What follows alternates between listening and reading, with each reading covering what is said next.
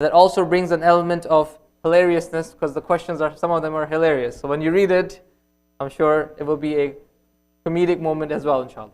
Is that good? Oh, thank you. Jazakallah khair. Will it reach? Will it reach? Oh, Bismillah. All right. Excellent.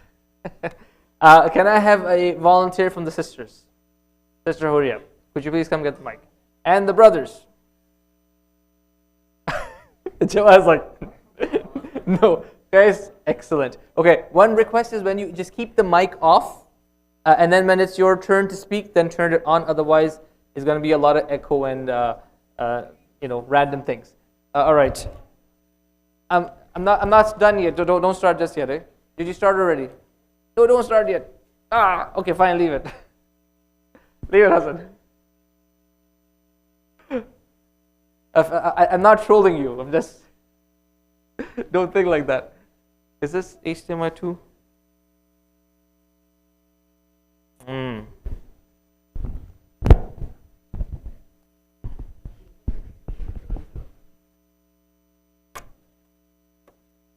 it on? Allahu Akbar. Okay.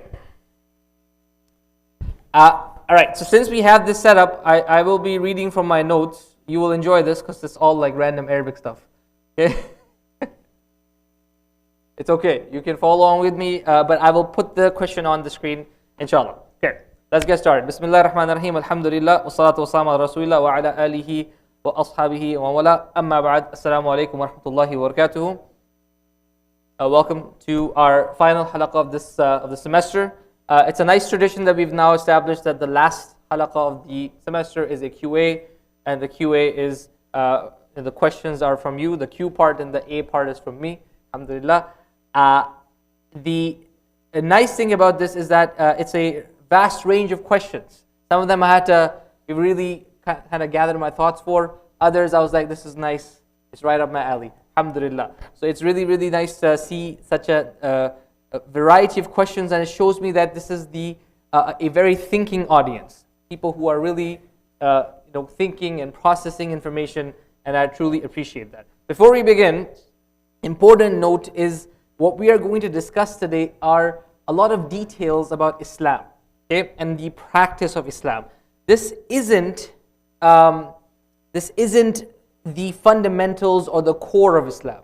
Okay, the Prophet ﷺ, when a group of people would come to learn Islam from him, for example, a group of people from a tribe by the name of Rabi', they're far away from the Prophet, they can't come to Medina and hang out with him and learn from him. When he tells them about what Islam is, he simplifies it. He's like, just do these 4 things and don't do these 4 things. Okay, that's how he would tell them about Islam. A lot of these details they were not told, and they probably didn't find out until maybe later after the passing of the Prophet ﷺ, because there was such a distance between them and the Prophet ﷺ, and time and information didn't travel as quickly, right? So my point here is these are detailed discussions. If this is overwhelming for you, there's a lot of information and a lot of do's and don'ts, then the important thing for you to focus on, and for all of us actually to focus on in Islam, is the foundations of Islam.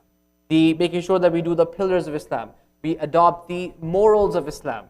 The morals of truthfulness, of patience, of being good to everybody around us, including starting with our parents, our relatives, etc., etc. Being upright people.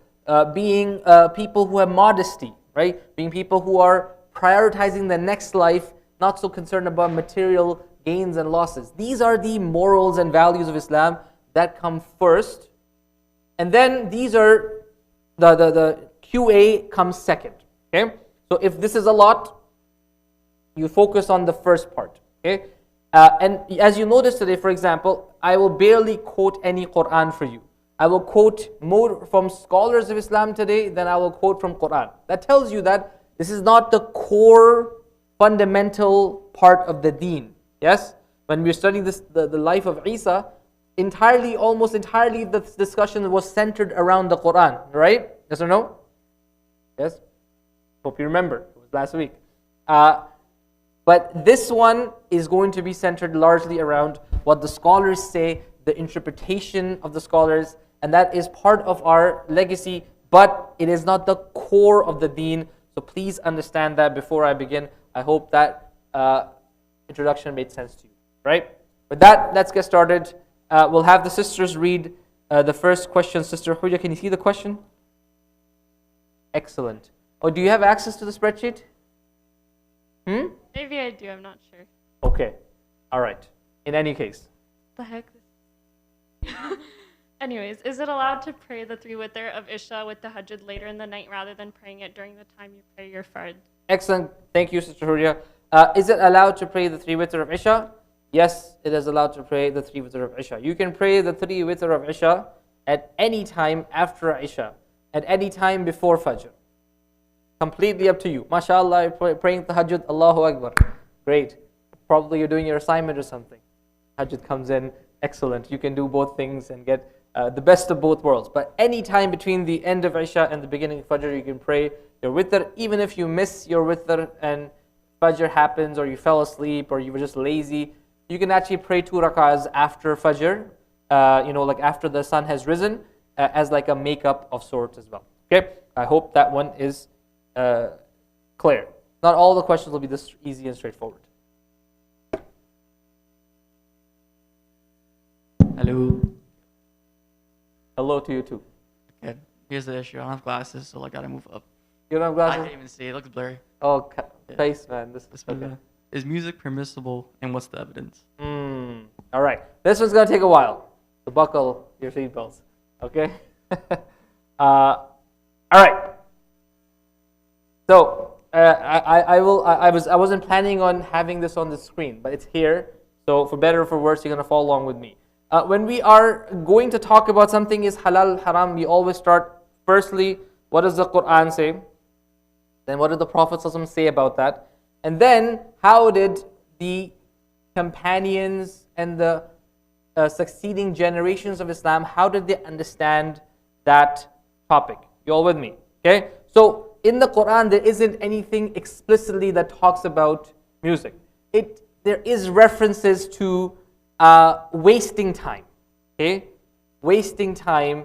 There's references to what's called la'ib and lahu. La'ib is just playing around and wasting your life. And lahu is just being consumed by things that are completely irrelevant. Right? And those are, in a way, if you were to apply these two, a lot of what we spend our time in will fall in these categories. It doesn't by default make them impermissible. It's just a matter of priority. That's what the Quran is asking us to consider. What is your priority? Just these little games and these things that don't really mean much? Or is your priority something bigger? So the Quran only speaks in those broad strokes. But the Prophet ﷺ speaks in more specific terms. And as I mentioned to you in the introduction, these are secondary matters of the faith. Okay, the Prophet ﷺ said, لَيَكُونَنَّ مِنْ أُمَّتِي أَقْوَامٌ يَسْتَحِلُّونَ الْحِرْ وَالْحَرِيرِ وَالْخَمْرِ وَالْمَعَازِفِ. The Prophet ﷺ said, there will be people in my nation, in my community, who will come later on, and they will make some things halal, implication being they're not halal, and that is silk and alcohol and musical instruments. Now, this hadith is narrated by Imam al-Bukhari, but it is in fact narrated by Imam Bukhari mu'allaqan bi sighat al-jazm. It is narrated not regularly. He narrates hadith regularly, like my teacher taught me this, and his teacher taught him this, and his teacher taught him this, who learned it from a sahabi who said the Prophet ﷺ said the following, right? This is called the isnad. And that's 99% of the hadith in Sahih Bukhari are like that. But this one falls under the 1%. But Imam Bukhari doesn't mention the isnad. Okay? So, but this is a very explicit text. Shaykh al-Islam ibn Taymiyyah says, مذهب الأئمة الأربعة أن آلات الله كلها حرام. Ibn Taymiyyah rahimahullah says, all the scholars agree, the four madahib, that this is impermissible. And Al-Qurtubi, who is the scholar who wrote the big tafsir, he says also everyone that we know of says this is the opinion. All right? But there is always some detail. Are you with me? Here is some interesting detail. Aisha radiallahu anha mentions that he had two friends over who were jariyatan, the two young girls, and تغنيان بغناء bu'ath. They were singing songs from the time of pre-Islamic era, like the time when the people of Medina were not Muslims and they had a big civil war, right? So they were singing about like the songs from that time. Maybe these are like patriotic songs in a way. They were singing those songs, and the Prophet ﷺ enters, and then he goes and he lies down in his bed. Okay, and he turned his face the other way. Then Abu Bakr as-Siddiq enters. Abu Bakr, of course, is the father of Aisha, and he says, فَانْتَهَرَنِي وَقَالَ مِزْمَارَةُ الشَّيْطَانِ عِنْدَ النَّبِي. He was upset and he reprimanded Aisha, and he said that these tools of the devil in the house of the Prophet. فَأَقْبَلَ رَسُولُ اللَّهِ صَلَّى اللَّهُ عَلَيْهِ وَسَلَّمَ فَقَالَ دَعْهُمَا. The Prophet ﷺ turned to Abu Bakr and said, leave them. And then when Abu Bakr as-Siddiq left, Aisha says, I just winked with my eye to the two girls that it's time to leave. Okay, this is the hadith. Okay, this hadith is actually a sahih hadith. What do we find here? We find here that the Prophet ﷺ allowed these two girls to sing in his presence. Now he wasn't like in the audience, clearly. He turned away, but he didn't say, how dare you. In fact, when Abu Bakr as-Siddiq said, how dare you, the Prophet said, don't say that. Okay, that's interesting. Now, there is some interesting discussion about this. Some people say, well, if this is the case, this is what Ibn Hazm says actually about this, right? He says that if it doesn't make sense that you say this was happening during a celebration, because أن العيد لا يحل حراما or لا يحل الحرام. A celebration will not make something that's haram into halal. Okay, so what was happening was not like exceptional circumstantial thing. It was like acceptable. Okay, he says also this is like people say, oh, they were just singing without any instruments. Well, there's without any shadow of a doubt, that's completely fine. Like a cappella or something, there's no problem with that. Of course, I hope you're not swearing in that and whatnot, right? But the instrument or that way of performing is completely fine. He's like, there's no reason for Abu Bakr to react the way he reacted. There must have been some instruments while these girls were singing. You had Ibn Hazm's line of reasoning. And he says, that's why he said these tools of the devil, why are they in the house of the Prophet ﷺ? So it's some instruments were there being played in the presence of the Prophet, Aisha's invitation, and there were songs that they were singing in that situation, in the house of the Prophet ﷺ. That happened. And the Prophet allowed it to happen. The Prophet ﷺ will not allow something haram to happen in his presence. This is a rule in Islam. Okay? If the Prophet ﷺ allows something to happen in his presence, it must be fine. Okay, so what is the explanation here?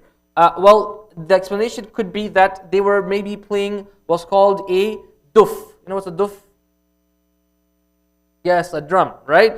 And the drum, perfect, is actually, according to the consensus of all Islamic scholars, the duf is permissible. Okay. In fact, if you've seen Arturul, have you seen Arturul? Right? When they get married, what are they playing? With the swords, they're playing the duf. This is actually like a traditional thing. Not like in the Desi culture. They'll start to do bhangra or something. Don't condone that. But still, at least you can see glimpses of that old culture there, right? But then other types of instruments are interesting. For example, the Maliki scholars say, al-alat al-nafkhiyya kal-mizmar, they say that's okay. They say that instruments that you blow into like a flute, they say it's fine to listen to the flute. And the Malikiyya, they base this on the practice of the people of Medina. Not the people of Medina today. The people of Medina who are the grandsons of the Sahaba.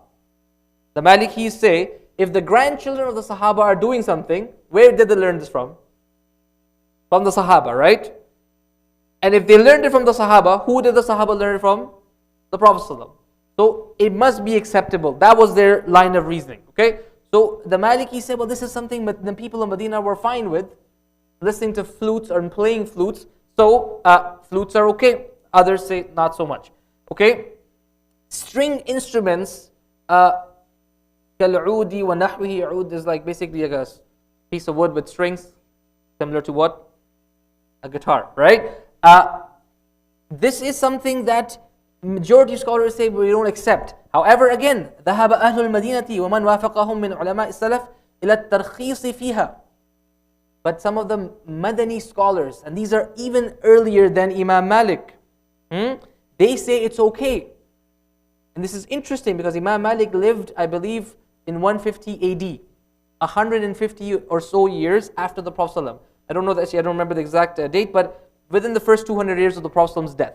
Right? So someone who is before him is actually closer to the time of the Sahaba and the first generation of Islam. Interesting. Some of them are Abdullah bin Jafar, Abdullah bin Zubair, companion. They all said it's okay to have string instruments that could be used during certain celebrations, like weddings. So you see, the majority of scholars have like a blanket no. But if you look a little bit deeply, like if you peel the cover and look closely, you realize the duf is okay. The majority of scholars actually consider anything that is Malikiya, Hanafiya, Imam al-Ghazali, they all consider all types of percussion instruments as the same as a duf. So the tabla for the desis, right? Or drums, or any type of drum. They consider all of it to be like duf, and all of it is fine. Okay? The Maliki say it's okay to listen to flutes. The Maliki say it's okay to even like listen to, not the Maliki, the Madani scholars say even like on occasion you can play the guitar. Interesting. See that there's a disparity here. And then an interesting note that there was a lot more difference in the early part of Islam, the early generations of Islam, and a lot less difference in the later generations of Islam. This happens on occasion. There are issues in fiqh where in the first, second generation, there's many different scholars who have many different opinions, and then later on, almost everybody agrees to one thing. Okay? But because people almost all agree to one thing later on, doesn't mean we discard what people in the past thought. This always applies in Islam. Okay? So, subhanallah, we go now to Ibn Hazm. Ibn Hazm lived in Andalus. Where was Andalus? Spain, right? The Iberian Peninsula. Okay? He was from there, he lived and died there. He was born there, he lived there, he died there. Okay? Ibn Hazm has some very interesting, a very interesting take on the matter. And not interesting, a very insightful take actually. He says, لا يصح في هذا الباب شيء أبدا وكل فيه فموضوع ومنقطع. He says there's no authentic hadith when it comes to music. None whatsoever. He says it's either the hadith is not, it doesn't reach the Prophet ﷺ, so it's like the statement of a Sahabi, or it's not authentic, or it is fabricated. People made it up. Okay? Now, when you talk about these things, there's always a lot of back and forth. It's like almost like a little boxing match. Like the scholars go at it without the gloves, of course. Right? Just it's all words. But it's very intense when they argue. Okay? But Ibn Hazm is like, there is nothing definitive here. And he actually has a point. Sheikh Abdullah al-Judi', who is an Iraqi scholar, lives in the UK, wrote a book about this. And every hadith that is about music, he analyzes his isnad. And he's like, there is no sahih hadith here actually. They're all, at best, they are passable. The question arises, how can you build something so consensus on a foundation that is weak? Do you guys get the point? This is getting, very technical, right? But the point is, to build consensus, you must have like a clear-cut ayah of the Quran or a clear hadith. But you don't have a clear-cut ayah. You have a clear hadith, but it's not strong. You don't know if the Prophet said it or not. And there is nothing else that you can definitively say the Prophet said that. We have a lot of what the Sahaba said. Of course, we don't discard that, but that's not evidence. We have a lot of what the later scholars said. We don't discard that, but that's not evidence. So what's there? So he goes one by one, and he says, look, if you look at everything, so the hadith of Aisha, clearly there's an instrument being played there, and clearly these girls are singing in the presence of Prophet. Okay, number one. He says, there's a hadith when Abdullah bin Umar, right, سَمِعَ مِزْمَارًا فَوَضَعَ إِصْبَعُهُ فِي أُذُنَيْهِ. Abdullah bin Umar heard someone playing a flute, and then he put his fingers in his ears, right, like this. وَنَاءَ عَنِ الطَّرِيقِ, and he kind of like went to the side, okay? And then his student Nafi' was with him. Nafi' was, the freed slave of Abdullah bin Umar, then became his top student and became the top scholar of Medina afterwards. And he was the teacher of Imam Malik, right? Interesting how he ascended to the top of, the scholarship in Medina, right? He said, Nafi', is this flute done? Nafi's like, no, it's not done. And then he asks, okay, Nafi', is it done? He says, yeah, it's done now. Then he says to Nafi', I did this because the Prophet did this once with me. He heard the flute playing, he put his fingers in his ears, and then he did the same thing to me, right? Ibn Hazm says, firstly, the hadith is not authentic. The narration is not very strong. And he says, number two, even if it was authentic, he's like, how could the Prophet allow Abdullah bin Umar to listen to something haram and prevent himself from listening to it? Interesting point, right? Because again, the Prophet will not allow a haram thing to take place in his presence. How could he say, hey, it's halal for you, it's haram for me? How could he do that? It doesn't make any sense. So he says that at best you can say this is a recommendation. At best you can say this is a recommendation. And he goes on, and then he goes and says, there is nothing that definitively is authentic here.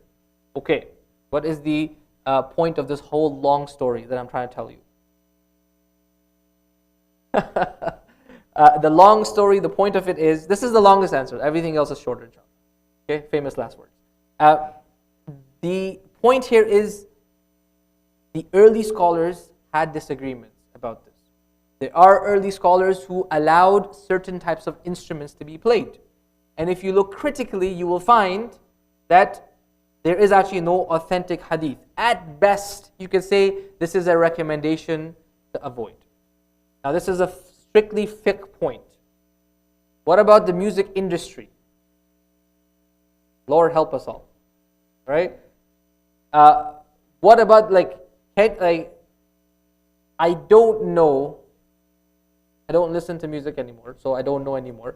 But I do remember when I was younger, right? And I compare the lyrics of my youth to what I hear in the gym.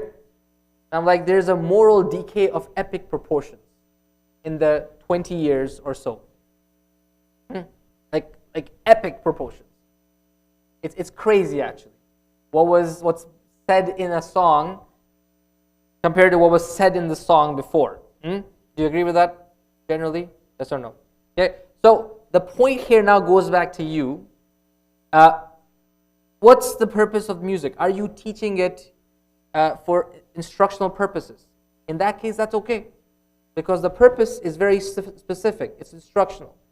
Right? It is not to create fitna. And the reason why it's okay is because there is nothing solidly stopping you from saying it is permissible. Is it permissible to listen to the music of some guy today who is saying very immoral things? I think the answer is obvious. No, because what he's saying is immoral. It will play in your head, and it doesn't, like, that's the thing about songs. They play in your head, right? If I'm at the gym and I listen to a song that I used to listen to, that song plays in my head for the rest of the day. Like I wake up and I'm actually, literally, I'm like almost about to blurt out the lyrics. right? Because it has a very deep impact on your life. Do you agree? Because you find a lot of like solace in music. This is how it is, right? That's what music does to you. You find like your identity, you connect with like the artist. But then lies in the second problem. All the artists, they are very morally compromised, right? All of them. Like I'm talking about at least the Western. I don't know about the Eastern folks anyway, but vast majority of them. So is it permissible to listen to the music that's mainstream? I would say no. Is it permissible to have music that does not have haram elements? Yes, it's possible. And if you find that music, then that music is okay. Because if there's no strong evidence to say something is haram, then it is what? It's halal. You guys with me? Right? Now, this is a slippery slope. I tell you, it's a slippery slope. I used to listen to musicians who actually didn't sing about bad things. Like some of it was immoral, right? What do you expect, right? But a lot of it was not actually. A lot of it was art. A lot of it was actually really like solid stuff. But it's at the end of the day that there's a clear moral decay. And that should tell you something about the industry. Questions about this? Because this is the interesting one. Yes, please. Piano, as there is no strong evidence that says you must stop, it's okay, right? However, with all things, some moderation should be exercised, right? Like instruments can consume you. Like you can just play a piano for like hours, right? Like you can play a computer game for hours. So there has to be some moderation exercised. Wallahu a'lam. Again, the reason is that, as Ibn Hazm says, there is no authentic hadith here that is clear-cut. And by the way, if you know Ibn Hazm has a book called Al-Muhalla bil-Athar, decorated by hadith. That's literally the title of his book. And his whole take on fiqh is, forget what the scholar said, let's look at what the Prophet said. Okay? A very interesting man, very brilliant man, rahimahullah. And his perspective is not like some like random person out on the street. This is a mainstream scholar of the highest caliber, right? And this is a person who respects scholarship and respects the hadith. So when he's saying this, he's not some modernist trying to like make things halal. Okay? He is coming from a very strict constructive hadith background. And it's interesting that he has this opinion. But if you at the end of the day, it's your personal choice. If you want to stay away from it because you feel this is a trial, then you stay away from it. Wallahu a'lam. Other questions about this? Sisters? Yes?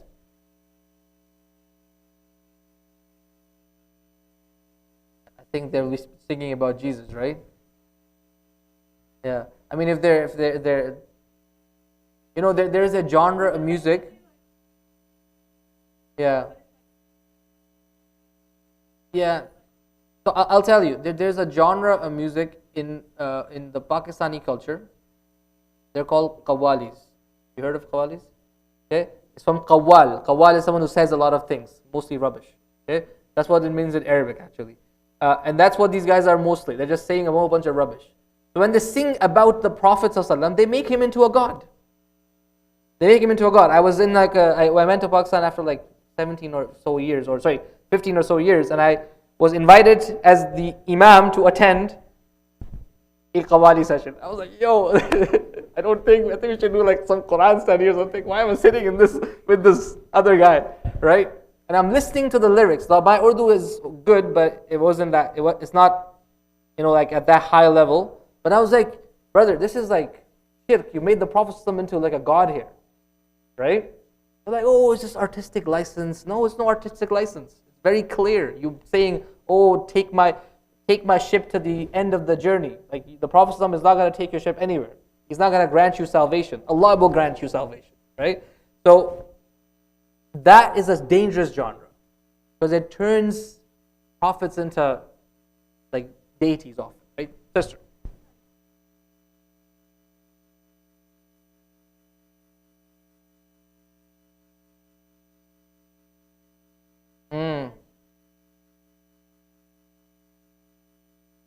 Yeah. Again, I don't know that genre, right?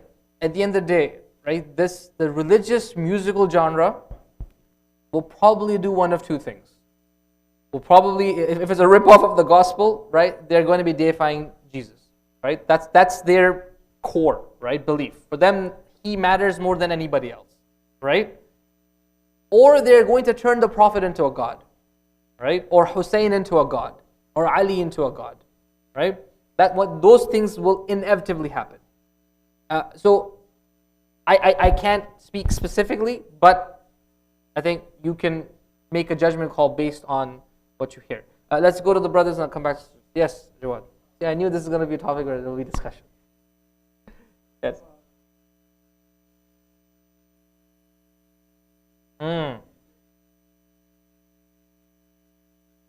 That is a very interesting question. So I didn't say consensus. I said the four Imams and most of the scholars after the four Imams held that position. Okay? Now, prior to that, you find in Medina scholars who would, as I mentioned about the stringed instruments and the flutes, that they would say that this is okay, right? Either for a specific situation or just generally. Okay? And then you have someone like Ibn Hazm who's like, there's no hadith here that is clear-cut authentic, right? And even if it is clear-cut authentic, it has like an interpretation that will prevent this from being a clear-cut issue, right? If there is a word that has two meanings, you have to say, well, this hadith could mean this or that. You can't say it only means A, not B, right? So he makes that argument. Where does the consensus come from? I think consensus comes here from culture. Culture here is, and that's not a bad thing. Culture here is, music was only like around only like in certain spots, like at Eid or someone got married or something, right? I had a friend who was Persian. He's like, all our music is about people getting married, right? There's nothing else. There's no genre in like their music. I was like, oh, okay, bro. Sorry you have to listen to that. But the interesting thing is that was kind of their understanding. When I was growing up, you had a CD player or a Walkman with a cassette. When it ran out, that's it. You stop listening.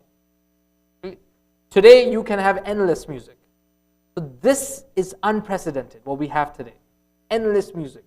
They had it in certain times and they would look down upon the people who would be musicians. There's like these people are like lowly and whatnot. And that's my opinion of where that whole thing comes from, right? Like they would look at poets as, if this is a poet, he's just a poet, this guy is garbage. But he's a poet and a linguist and a scholar, this guy is something special, right? That was just how this viewed professions, and that, Allahu Alam, is where that would come from. Then sisters, who was that? Yes.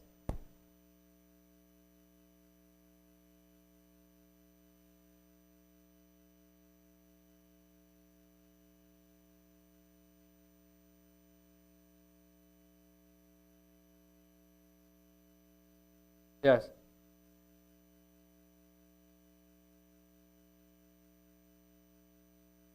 Yeah, I didn't come across that, but as if you were to open the chapter in a book of hadith that has this topic, you will see that after this hadith, the hadith in Sahih Bukhari, everything else drops off. So there's levels to hadith, right? There's Sahih Bukhari at the very top, Sahih Muslim, and there's 4 books of Sunnah, then there's a few other books, and then there's a whole bunch of obscure books. So it goes from one hadith in Sahih Bukhari to all the others in obscure books, right?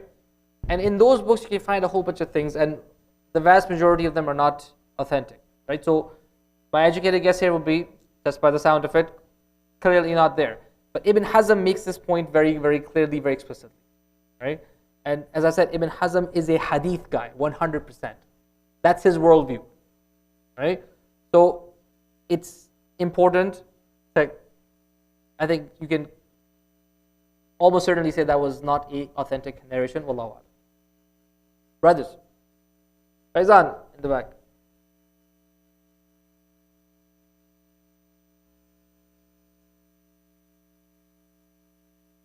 Hmm. Yes. Yes.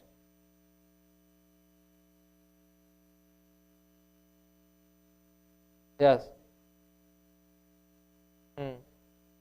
Right. So yeah, you're just kind of picking and choosing things that are kind of more convenient to you just because Yeah. there's an opinion out there that is the minority, whereas the majority is saying one thing and kind of making that halal in some Yeah. sense. Okay, so short answer, uh, fatwa shopping isn't always bad because you're still trying to do something that's within the bounds of the religion, right? A person could be like, you know what, the heck with this, I'm just going to do whatever I want. That's bad, right? Someone looking for a religious opinion still is trying their best to stay within the bounds of Islam. Do you agree with that, Fazan? Right? So that's one point. Number two, there's like a nefarious reasoning. Someone could be nefarious about why they're looking for an opinion. That is between them and Allah. Right? The intention of like a bad actor does not make the process bad. Okay? If you guys need chairs, you can get chairs, please. By all means. Like I said, there's some chairs here. Please feel free. The third thing is there are opinions that were completely minority, but they are the only right opinion sometimes. I'll give you one example. Purchasing something that doesn't exist. By consensus of scholars, not allowed. Ibn Taymiyyah, Shaykh al-Islam Ibn Taymiyyah says, no, it's allowed because there's no evidence to say it's haram. The only evidence you can use is it's too ambiguous, gharar. And he's like, no, if there is no gharar, if there's no ambiguity in the transaction, then it's completely permissible. And he says, a farmer can sell their produce before it's harvested. Okay? So you can buy something that doesn't exist as long as you are sure it will exist as you are sold on that product. How does this apply today? Can anybody think of like an application for this? Not cryptocurrency. No, not FT either. What else? Faizan? No, man. It's like, okay, that's too abstract. No, not stocks either. Stocks do exist. Huh? How about homes, new builds? Right? You guys know new builds? I know you're students, but it's okay. Right? When you are purchasing a home that's a new build, there's the builder shows you a blueprint. This is what your house is going to look like. Okay? This is room number 1, room number 2, living room, dining room. You agree? Pay me $1 million. Okay? And you go and it's just land, and that's where they'll build your home. Right? You guys know this process? According to the majority of scholars, this is not permissible because there is ambiguity. Ibn Taymiyyah says, no, there is no ambiguity because he's showing you the blueprint, right? So if there is a blueprint, there's contracts, there's legal protection, then the ambiguity goes and that becomes permissible. So this is not like an unprecedented thing where something that's a minority opinion becomes the majority. The whole thing is how sound is something textually.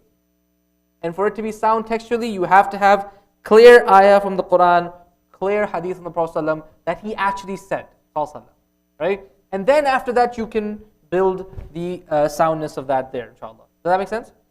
Alhamdulillah. Sisters, question about this? No.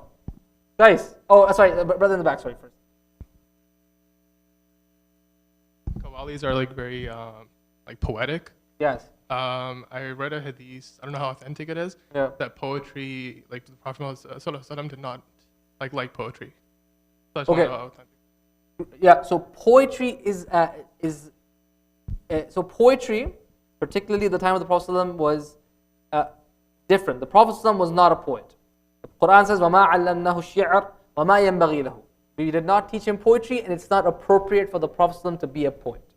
Okay? It debases him from the level of prophethood. Okay? But there were Sahaba who were poets, like Hassan ibn Thabit radiallahu anhu, was not just a great poet, but he was actually a defender of Islam, and the Prophet would pray for him, that, oh Allah, help him through Jibreel, right? And then you have throughout our history great scholars who are great poets. Can anybody give me an example? There's one like amazing example. Imam Shafi'i. Imam Shafi'i says about himself, he's not like boasting, but he's got a point. He's like, he says, what does he say? Like, لولا لكنت أشعر من لبيدي. I forgot the whole, I used to remember this poetry, subhanAllah, I forgot. He says that if it wasn't that I was supposed to focus on fiqh and Islam, I would be a greater poet than Labid. Labid is like the goat of poets, pre-Islamic Arab, right? He's like, if I was to focus myself on poetry, I'd be better than Labid. He's being confident in himself. And Imam Shafi'i really was that great. If you read his poetry, you're like, this is like almost outer worldly, right? Ali radiallahu anhu also was a great poet. Very, very famously. He would his khutbahs were poetic and people try to throw him off and ask him questions in the middle of the khutbah. And he would answer the question as a line of poetry while continuing on with his khutbah afterwards. Like he was unbelievable, radiallahu anhu. So it's not that the poetry is bad. The medium isn't bad. It could be used for things that are useless, or it could be used for something that's great. And Islam has always encouraged that greatness and always said, don't become like a poet who's just saying things that are nonsensical. Does that make sense? So a lot of those poems about the Prophet ﷺ have elements of shirk. I would actually say almost all of them do. Like they take the Prophet to a level where he becomes a demigod. Alright? And the Prophet ﷺ specific, there's a narration there, there were a group of Ansari girls who were singing after the battle of Badr, the victory, right? Because they would sing after the victory, right? And one of them said that وَفِينَا رَسُولٌ, we have a messenger who knows what's going to happen tomorrow. The Prophet stopped them, said, don't say that. Continue singing, but don't say that. Right? Because that's inappropriate. So he would not allow even like a line of poetry that would take him from a prophet and a human to a demigod. He'd stop that right there. So a lot of those things are very problematic, and I would say exercise caution. Allahu Akbar. Dr. Rahman.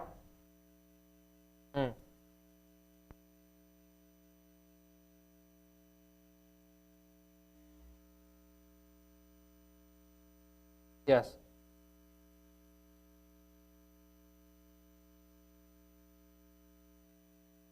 Ijma' is not that. Ijma' would be everyone has agreed. Everyone's agreed, right? Ijma' is rare actually, right? It's rare. Like it's only on a few things that you find ijma', right? But this isn't one of those things, right? Wallahu a'lam. Second question, yes. Yes.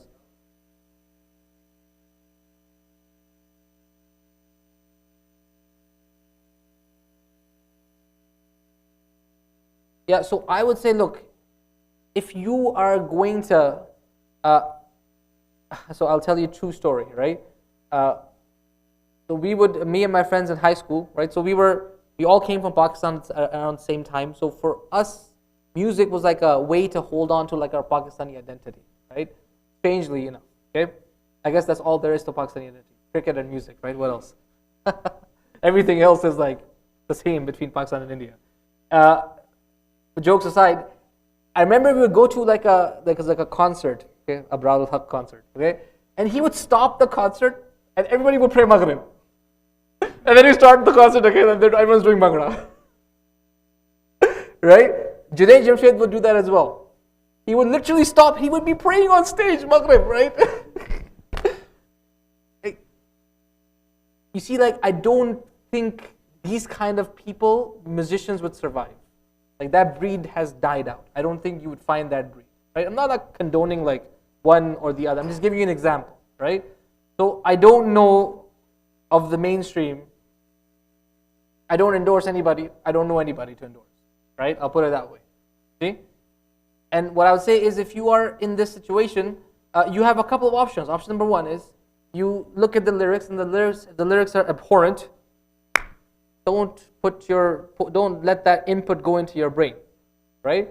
Option number two is you do have the things that, like if you take the position here that the instruments themselves are not impermissible, there is something to keep you occupied that is purely instrumental, okay? And that's less addictive than the ones that are with with like that has like the lyrics and the instruments, right? And thirdly, to be honest with you, I tell you personally, when you are trying to, this is gonna sound dogmatic, but it's not. If you are saying my goal is to learn the Quran, understand it, and learn it, so it's always there with me. If that becomes your focus, you won't actually have the time or even the desire to listen to anything else. This sounds like a like a YouTube clip with like the nasheed in the background playing, right? This is not what it's supposed to be. It's actually true. That if you were to say, my goal is I want to understand everything in the Quran word for word without translations. When I stand in salah, I want to get everything. If that becomes a goal, trust me, you will not have time to waste with music. Wallahu a'lam. And maybe fourth thing, if you're like working out, you're like, what do I listen to? I can't listen to Quran while working out. It's hard to like, run on the treadmill, listen to Quran. I know. Right? Maybe you can listen to podcasts, right? Maybe you can listen to audiobooks. There are other alternatives. Wallahu a'lam. Shall we move on? That was a good thing. Okay, witr fard, three witr are not fard. Let's move on quickly. They're recommended. That's it. Okay. All right. Sister Hodi, you want to read the question? Is piercing your belly button haram? Piercing belly button is a haram. Okay. So I was my initial reaction to this was like, I don't think why it would be haram, right? That was my first question. But I looked it up. And I found something very interesting by Sheikh Ibn Uthaymeen. So Sheikh Ibn Uthaymeen lived in Saudi Arabia, very like in a protected environment. I don't think he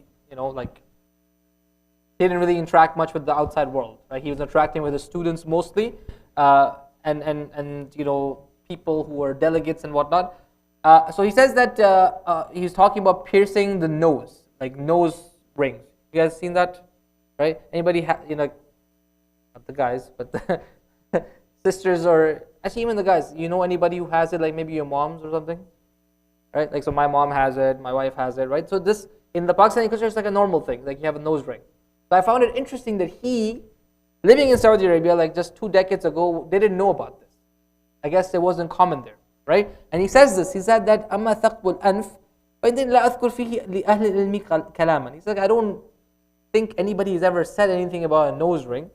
And he says that, like, he's like it's tashweeh lil khalqa, like it's ruining the appearance. But he's like, that's what I think, but maybe someone else, لَعَلَّ غَيْرَنَا لَا يَرَى ذَلِكَ, right? Maybe others don't see it as such. Maybe others see it as like a way of beauty. So if there's like a woman who lives in a country where a nose ring is zina wa tajammul, it's like beauty, right? Then of course she can put a nose ring in her nose. So I like this idea because what he's trying to get at is that there isn't any Islamic precedence for saying halal or haram. What does that mean? By default it is halal, right? By default it is halal. And if this is something that is a way of beautifying, and the beautification here is done either just purely for personal reasons or for like, the sake of a person's, spouse, a woman's husband, for example, then that is completely fine, just like the nose ring, right? But of course, for nefarious reasons or immodest reasons, it won't be permissible. I hope that makes sense, inshallah. Yes? Okay. Where's my question reader gone? Okay, Hassan has the mic. Sister Hudi, how about you keep reading the questions? Is mortgage halal? Is mortgage halal? If the mortgage is an Islamic mortgage, it's halal. Seems like a simple answer. So here is a short answer. Interest-bearing debt is impermissible. But there are ways to structure a mortgage where it is not an interest-bearing debt, it's like a partnership. There are ways to do that. There's a company who does it here in Canada, and in that case, it's completely permissible. What happens if a person is in a very dire situation, like they can't rent a house because, they have 5 kids, and no one will rent them an apartment, and they're being kicked out of their home every other year, right? This becomes a darura. It becomes a necessity, because you're literally becoming homeless every few years. And darurat tubihul al-mahdhurat, in necessity will make things that are haram into halal. That means that only as much as you need, only the bare minimum that you need to be able to purchase a home so that you can have stability for your family, you can do that, inshallah. But other than that, you should not. You can't be like, let's buy a ranch and also let's buy, get the basement made as well while we're at it. No, no, no. You minimize as much as you can, and that's only in the case where the necessity is overwhelming or a necessity is ever present. Okay, and there are Islamic ways to structure a mortgage, and I would encourage you to look at that, inshallah. Question. So I'm in real estate, and basically what my work is Yeah. buy and flip houses. Yes. So does that count as my income is haram? Well, like it's not like it's not like that. It's like, brother, you're haram or something. We don't say that, right? But the idea is, if you can work with this mortgage broker, right, who does structure contracts in a halal way, that would make things profitable and compliant for you, right? Yes.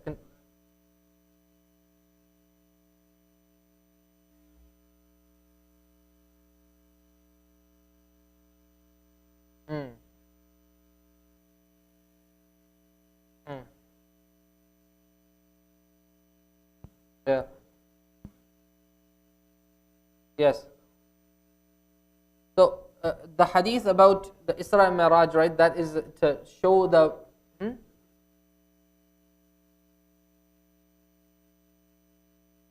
Okay, perhaps I don't know that one, but there are hadith similar that describe people being punished in the next life in the barzakh who consuming riba. But the point isn't that. The point is actually the Prophet ﷺ has made very clear that all parties that are involved in the interest-bearing contract, they are doing something impermissible. The one who is the lender, the one who is the one who takes the loan, the one who witnesses the loan and attests it, they're all equal partners in the sin, right? This is the ruling, right? Now, as I said, there are ways in Islamic mortgage, Islamic finances to structure contracts that make this not an interest-bearing debt contract. Because in Islam, you're allowed to do partnerships and every other type of financing structure, as long as it's not an interest-bearing debt contract.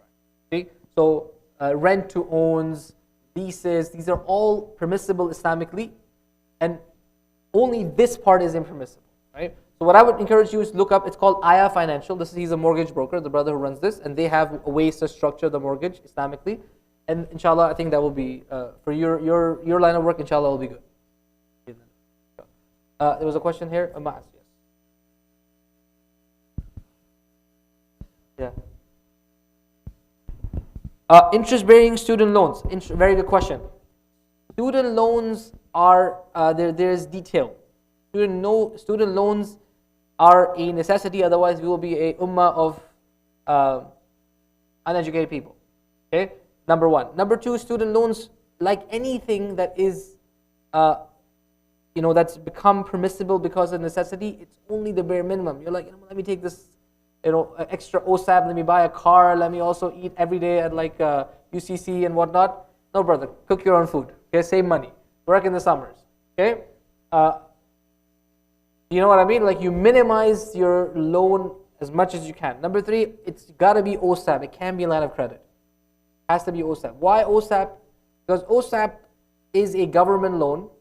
There is forgiveness built into it. Interest is deferred. You can actually pay it all off in one shot if you want to afterwards. And it unlocks bursaries and grants for you, right? Lessening the need for it. See? So it's got to be OSAP. It can't be like a exploitative credit line. Okay? And lastly, when you are done with it, you pay it off ASAP. Like, that is the priority number 1, 2, 3 to pay it off. In that case, inshallah, it should be okay. What about the case where OSAP doesn't cover like your entire tuition? What would you suggest you go to afterwards? Like med school or something? Yeah. Well, what would be the option? Like a line of credit or something? I mean, I think there are other options aside from line of credit, but they all fall under category of interest-bearing loans. Okay. Different levels. Yeah. Whatever is the least damaging. right? Whatever is the least damaging. Ideally, uh, there's some way to make the OSAP system work. I can't speak for Right. your or everyone's situation, right? But it's got to be the least damaging, the least amount that's possible, right? And pay off as quickly as possible. Right? Does that make sense? Because again, the intent there, it's a rigged system, unfortunately, right? And the intent is to become something that will earn and provide and alhamdulillah be a source of good for the community as well. So inshallah that should be okay. Okay. Other questions about this? No. Sister, hurry up.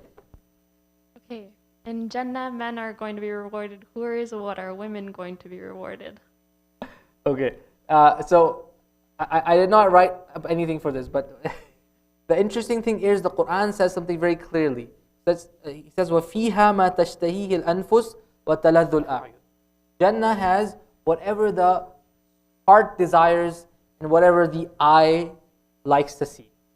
Okay? وَأَنْتُمْ فِيهَا خَالِدُونَ, and you will be there forever. So that is what everybody gets. Okay? The وَحُورٌ عِينٌ, the description of that or the mention of that is there because for almost all of humanity, for most of humanity's history, in almost all the cultures, the patriarch would have multiple families, right? All at the same time concurrently. Would you agree? Some of your ancestors probably had it too. Don't think so badly of it. Okay? So this is by extension that, like you will have a family in Jannah. That's what the intent there. Just like you have multiple families in the world from multiple wives, that's where this is coming from. It's not to suggest that the pleasure for the women in Jannah is lesser or more compromised or whatnot. Like the Quran says, وَفِيهَا مَا تَشْتَهِيهِ الْأَنفُسِ وَتَلَذُّ الْأَعْيُنِ. Whatever a person likes, whatever they like to see, whatever they enjoy, it will be theirs. And I think that broad stroke, should give some solace, right? And understanding the context of where this the discussion comes from, I think, is important as well. Wallahu a'lam. Follow up.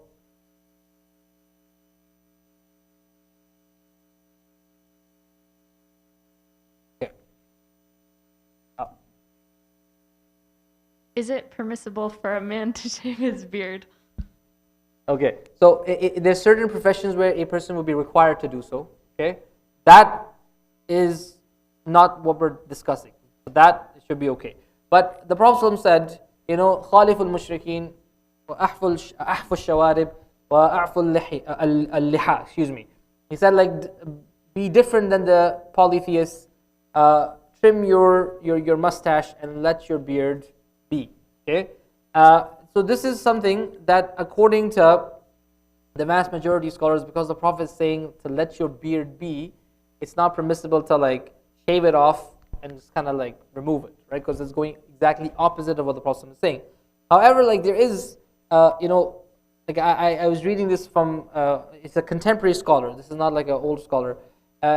He says that, the Prophet is giving you a reason why to do this, right? He says فإن الأمر لا يدل على الوجوب جزما وإن علل بمخالفة الكفار وأقرب مثل هذا على ذلك هو الأمر بصبغ الشيب مخالفة لليهود والنصارى فإن بعض الصحابة لم يصبغوا فدل على أن الأمر للاستحباب. He gives a good example. He said the Prophet actually told the Sahaba to dye their hair when it gets gray. Dye them with with the henna, right? With the dye, to turn it into from white to orange. And even the scholars later on said that you could dye it in any color, no problem. But many Sahaba, or some Sahaba, didn't do that. And the Prophet said, do this to be different than the other faith communities, the Jews and the Christians, because the Jews and the Christians of the time and place didn't do so. So he says, look, that tells you, the Sahaba not doing it, tells you that it was a recommendation, right? So same analogy would apply here. This is a recommendation, not a binding obligation. What I would say is, the beard represents something important. It represents adherence to the Prophet's sunnah. It represents a connection to like our legacy, right? The beard is actually that, believe it or not. You might think it's just hair growing on your face, okay? But with the right intention, it is that. And I would say that it's best to not shave it off. If your work requires it, like some doctors I know, they have to shave their beard, for example, that's fine, you do that. But if you don't have a reason to do so, then don't do so. You probably look better in it anyway. Yes?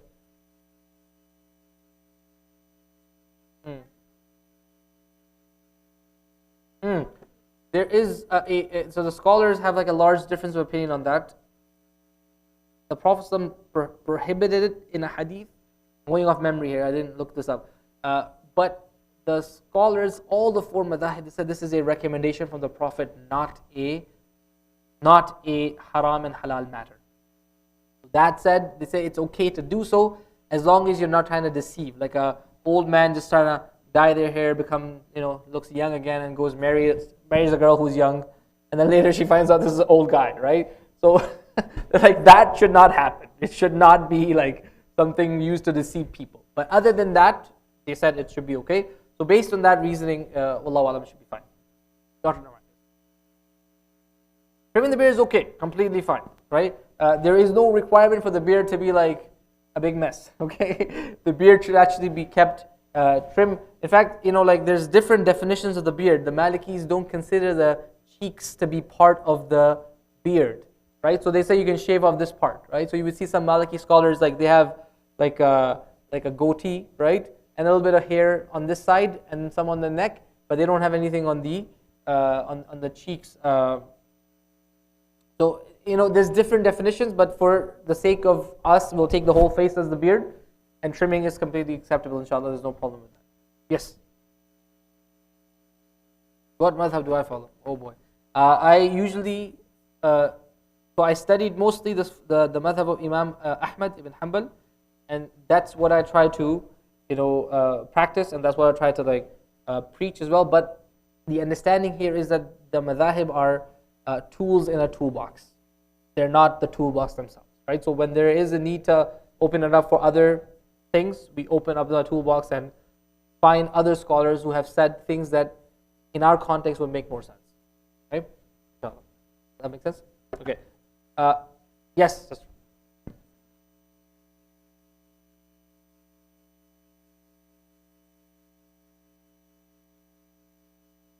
Excellent question. Now you've asked a very deep question, philosophical Islamic question.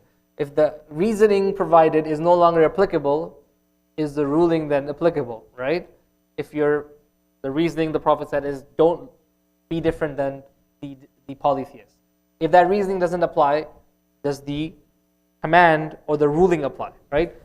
So the answer to that, in short, is the ruling still remains, but it's not like as it's not as strong as it was in the time of the Prophet, right? Keep in mind also, the Prophet's time, everybody had a beard. All the men had beards.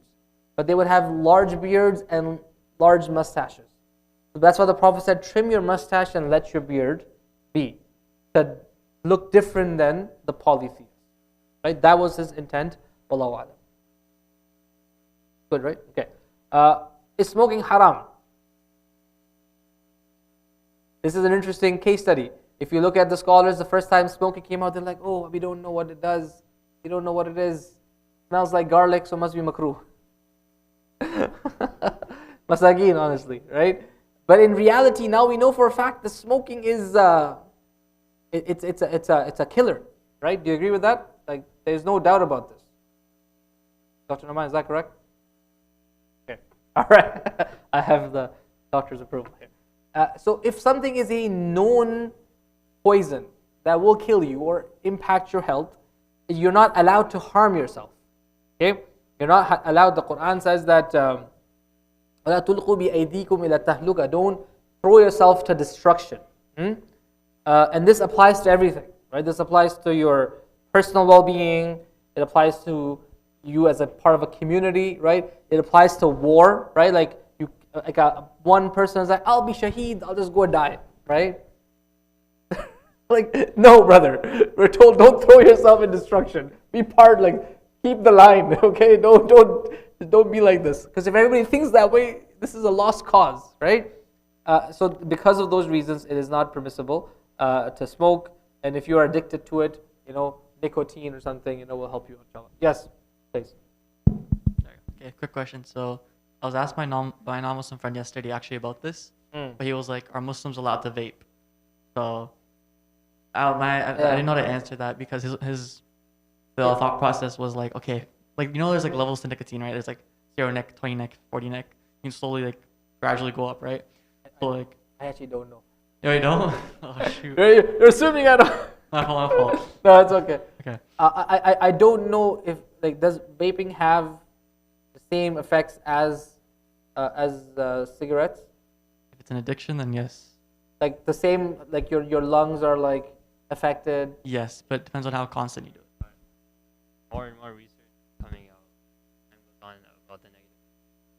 Yeah. And it's like, I'm pretty sure it's already named for respiratory illness from vaping.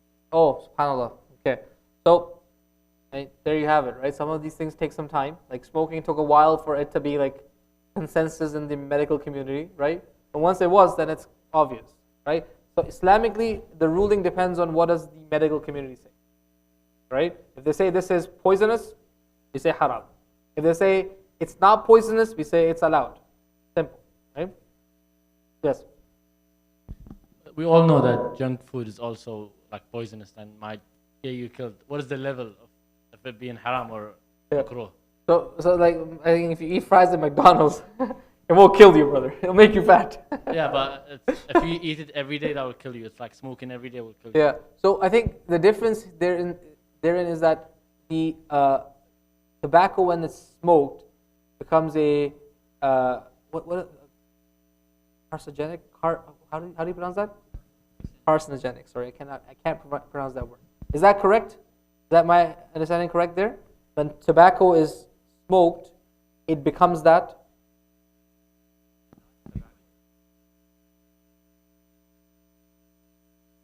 Okay. Tobacco itself is, yeah? Okay.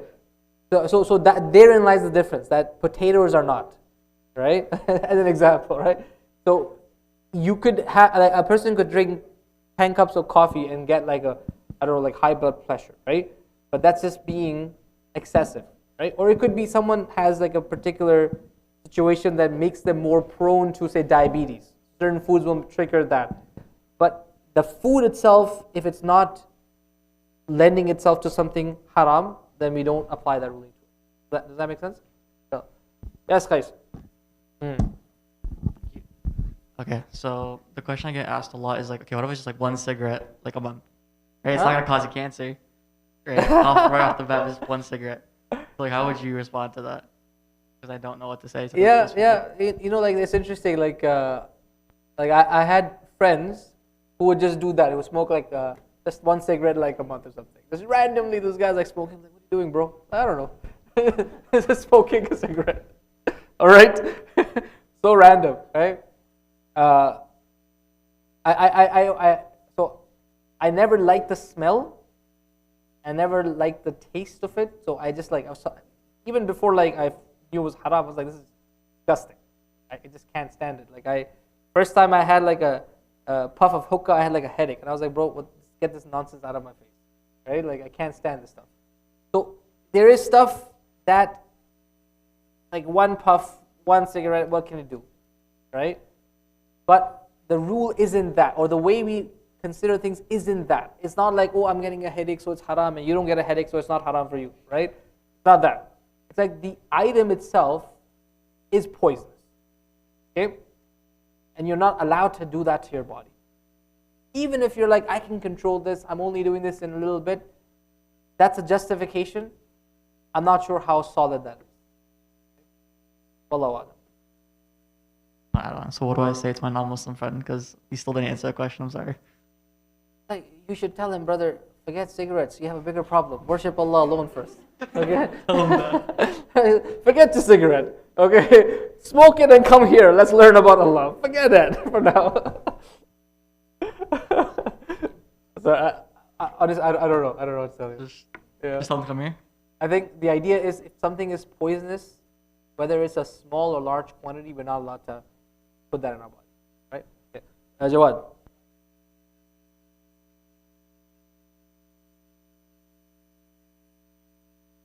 Turned off. There it is. But is that I heard that it was about intoxication, the fact that cigarettes are to some point immobilize your way of thinking, and the same thing with like alcohol. Oh no, not at all. Not at all. Not at all. No, no. I I've have never smoked that. my family members is someone that smoke and they're like the sharpest, like Okay. the sharpest when they're smoking, right? It's like they have a sip of tea and they have like 5 cigarettes and they're working like super, like like Superman. They're focused, right? So it's not that, right? Okay. But intoxicant is something else. That's alcohol and anything that has similar effect as alcohol, right? All right, Sister Hodia. How could Allah be the most loving before He created anything, since there was nothing to love? I think this is Rayan's question, right? Yeah. Okay, so how can Allah be the most loving before He created anything? This is an interesting philosophical discussion of Aqidah. I'll make it simple. The idea is Allah subhanahu wa ta'ala's attributes are eternal. Everything about Allah is eternal. He's always been and always will be. It's not like Allah subhanahu wa ta'ala became loving after He created. It's not that Allah subhanahu wa ta'ala became the creator after He created. He has always been and will always be. Even if something was not there to be created. Like He always is His speech was always divine even before it was revealed. So this is what we believe about Allah, and if you don't, this is our, as Muslims, Sunni Muslims, this is our belief. And if a person was to say, well, no, you could only, your love is predicated on something for you to be loved, that's for us as humans, right? For us as who are part of a system. For Allah subhanahu wa ta'ala, we say He is Ar-Rahmanu al-Arsh istawa, He's above the throne, He's above the creation, and Him being detached from the system is because He is eternal, right? And that is what enables the creation of the system. I think I spoke about this before as well, inshallah. Sister Hodia. If I'm getting to know a potential spouse and both our parents know and allow us to get to know one another and talk to each other, what are the boundaries around calling each other and spending time with each other, both in person and virtually? Again, parents know and are okay with it. Again. Just in case you missed, again. Parents know and they're okay with it. All right, Hamza, I take your word for it, inshallah. All right, so this is look at the time, spending time with girls. I was making notes quickly, man. I didn't have time to think about what to call it, okay? So I'll share a hadith with you that's in Sahih Bukhari and Sahih Muslim. أن امرأة جاءت رسول الله صلى الله عليه وسلم فقالت يا رسول الله جئت لأهب لك نفسي. A woman came to the Messenger of Allah and she said, I would like you to marry me. Okay? فنظر إليها رسول الله صلى الله عليه وسلم فصعد النظر إليها وصوبه. The Prophet looked at her and he looked up and down at her. Okay? ثم طأطأ رأسه, then he turned his head away. فلما رأت المرأة أنه لم يقضي فيها شيئا جلست. So when the woman saw that, she sat down. And then the story continues that a Sahabi was like, can I marry her? And then eventually they got married. Okay? How easy was it? You're trying to sign up for apps and trying to write up your email list. Look at the Sahabi, his game is on point.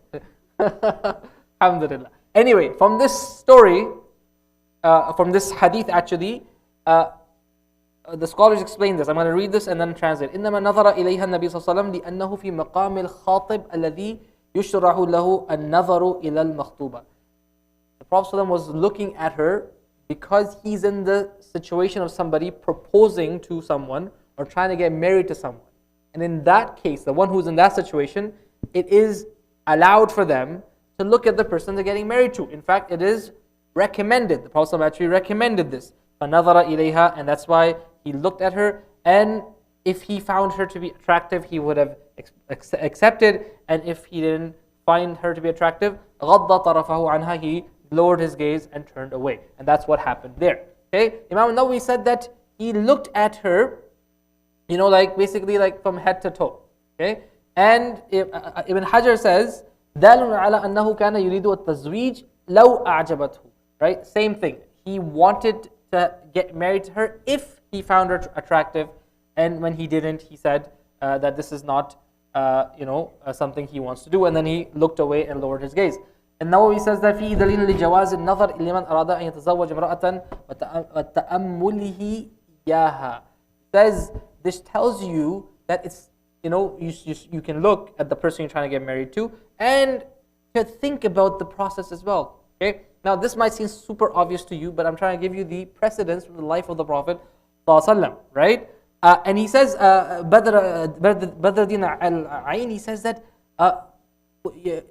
دليل على جواز النظر للمتزوج والتكراره. He says the Prophet looked he looked up and down, so it's actually permissible to look multiple times, because you can't make up your mind the first time.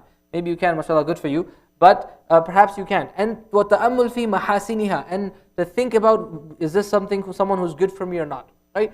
Seems like super obvious, but I wanted to share that with you because it tells you the Prophet ﷺ did this, set the precedence for the rest of us, right?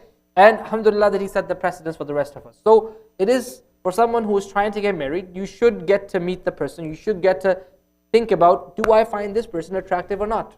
That's your number one question.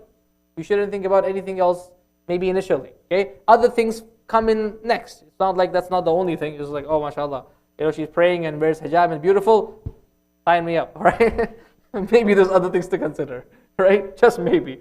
But at least the first thing to look at and to consider is, do you find yourself physically attractive? Because if you don't, big problems will come. That said, what's not allowed is for a man and a woman who are not married to be alone by themselves. Okay? In a situation what's called khalwa, when there is no third person. Okay? They can be together in front of other people, family members, parents and whatnot. But for them to be alone, that itself is not allowed. They could be in like a situation where getting to know each other in that setting is awkward. I'm old school, so for me, I don't get sometimes what you all think. I'm sorry. All right. Even though it's interesting, right? And I'm old school in this because I really feel that it's actually the most protective way of getting to know the person. I try to set people up to get married, okay? And my percentage of success is lesser than my shooting percentage, okay? It's like 1 out of 10 here, right? And the 9 out of 10 people that I failed with, like this guy and girl, man, had like 500 text messages, in a day to each other. And then they're like, we're not meant for each other. I don't know, like you've kind of developed like a lot of attachment. Perhaps the safety net of being in like a setting where someone else is with you could have maybe produced or yielded different results. I'm just saying, okay? Now, that said, that's just my feeling, that doesn't make it Islam. What is at stake? You are supposed to look at the girl, or you're encouraged to get to know her, and vice versa for the girl to the boy, not to be alone with the person, because that's a situation of temptation. Messaging is an interesting thing. Is it considered khalwa or not? Frankly, I don't know, right? But when you're messaging, message like someone's gonna read that message. Okay, message like someone's gonna be reading that message. So that kind of keeps you on your guard. And if you can't message that way, perhaps it's best that you just meet in front of your parents. Okay? So that is what I would say. Spending time alone with the person, I would not recommend that, because next thing is a date. Next thing is one good thing leads to another, right? But yeah, that's that. Just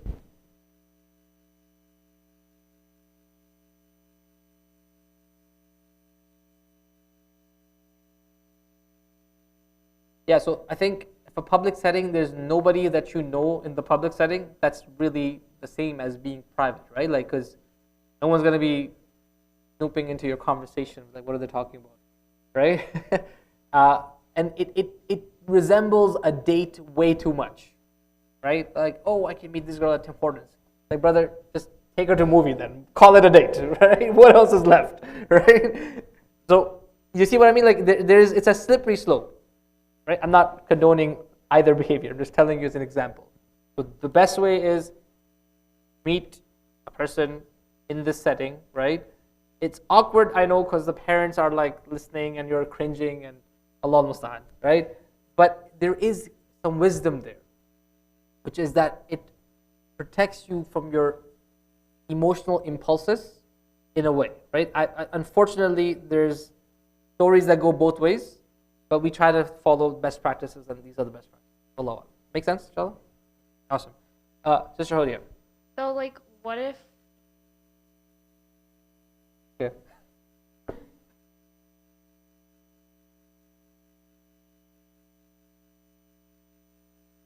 Hmm.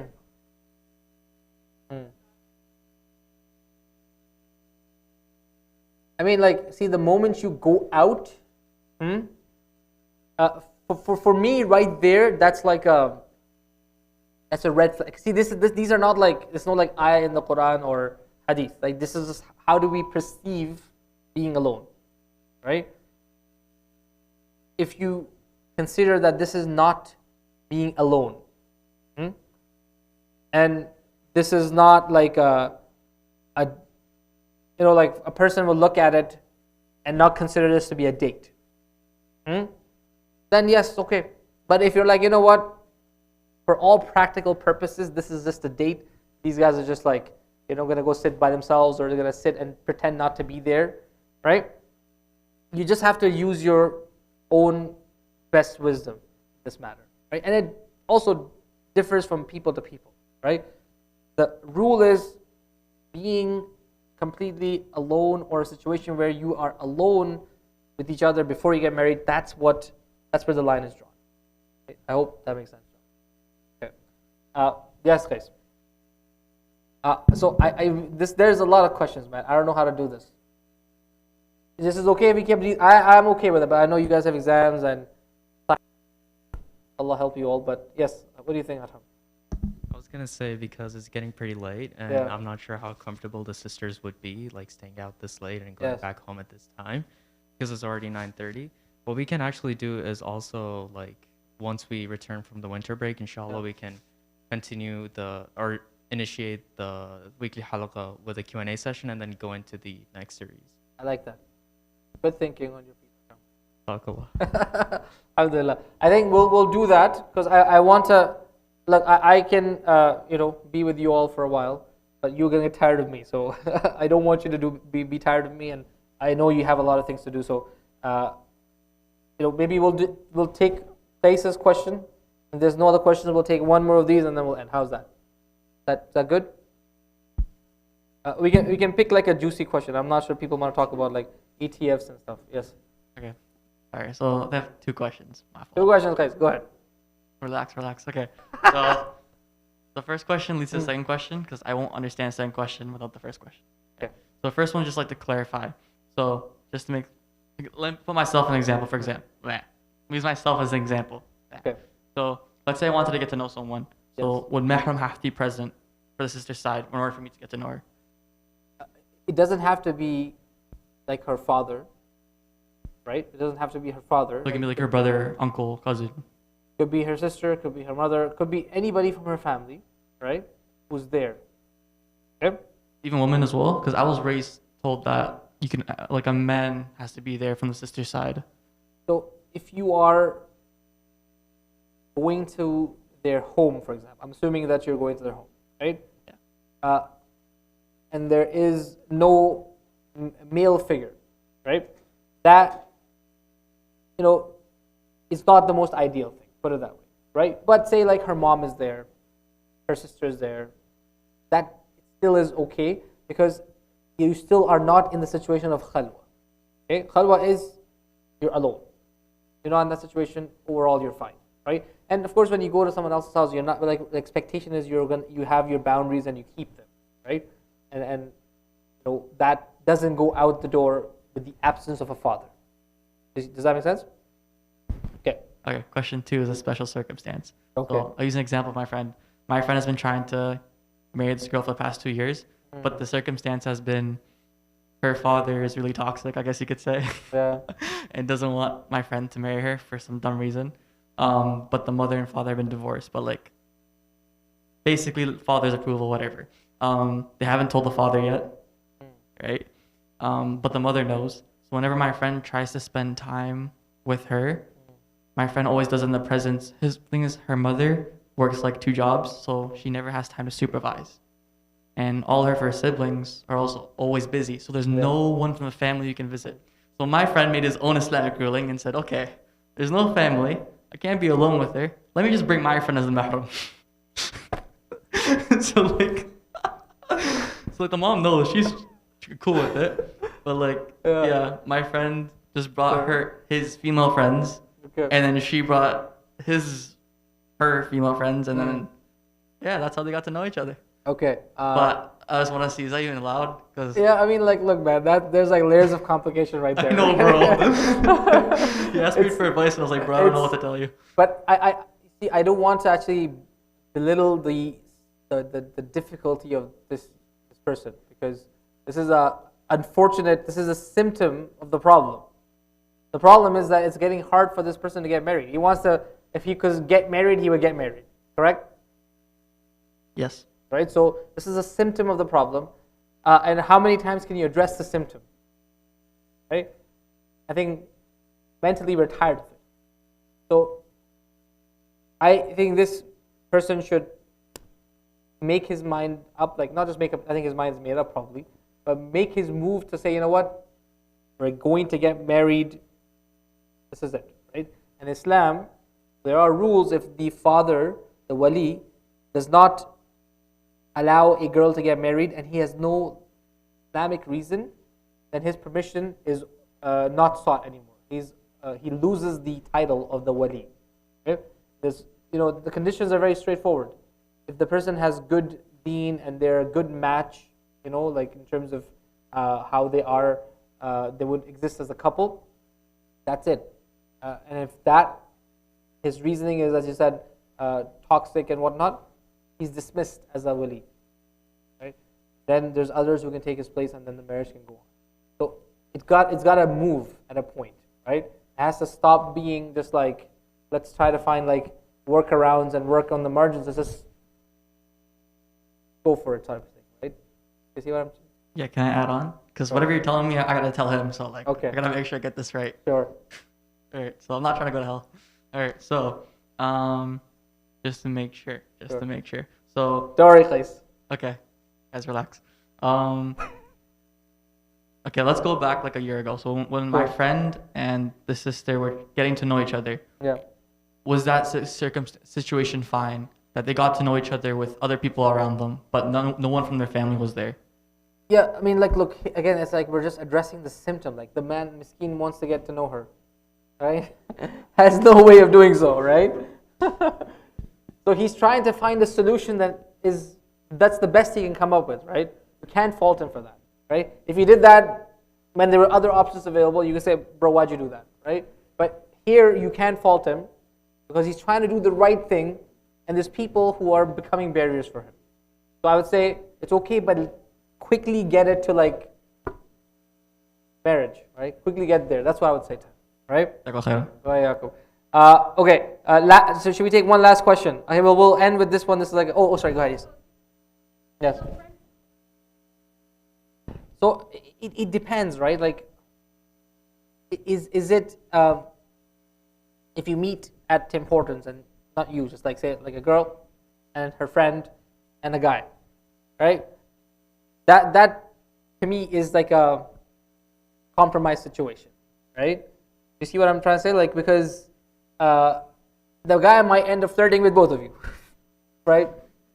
You know what I mean? Like, it doesn't, the protection of what the safety net here is not provided. The safety net is here if the father or the family is there. the man is supposed to act with modesty and respect, right? But say like a friend, he may not have any of those same feelings in that moment, or may not feel any leverage in that moment. Does that make sense, right? So that's basically where this is, like, that's the idea there, right? Of khalwa, wherein a person is protected from these unnecessary advances a person would make because of the presence of others. Make sense?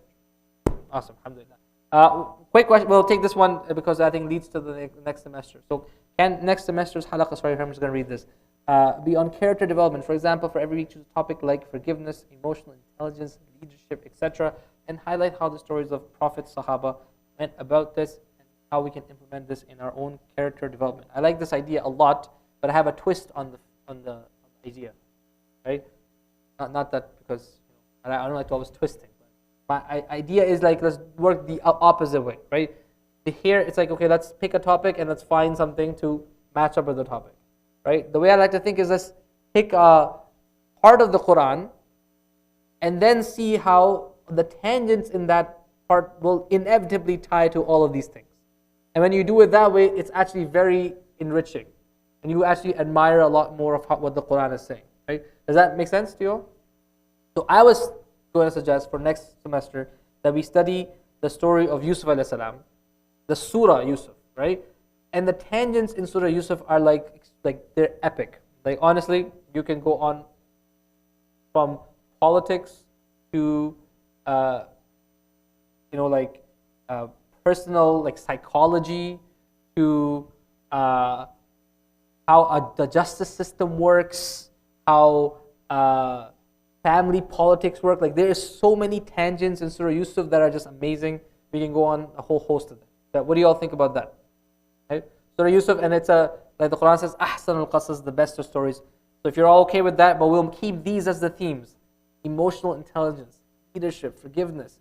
Like it's just like Surah Yusuf is packed with that stuff. Alhamdulillah.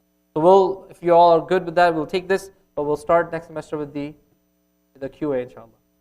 Barakallahu feekum. Thank you so much for staying so late. I really appreciate it. As I posted on Instagram, this is actually my favorite time of the week, and I really mean that. I didn't just say that to get likes. I really meant that. So, jazakumullah khairan. Thank you so much for you all for being here every week. I truly appreciate it, and I hope this was also helpful and useful to you all. And I'll see you all next semester. May Allah make your exams and assignments easy. Ameen. Jazakumullah khairan. Assalamu alaikum.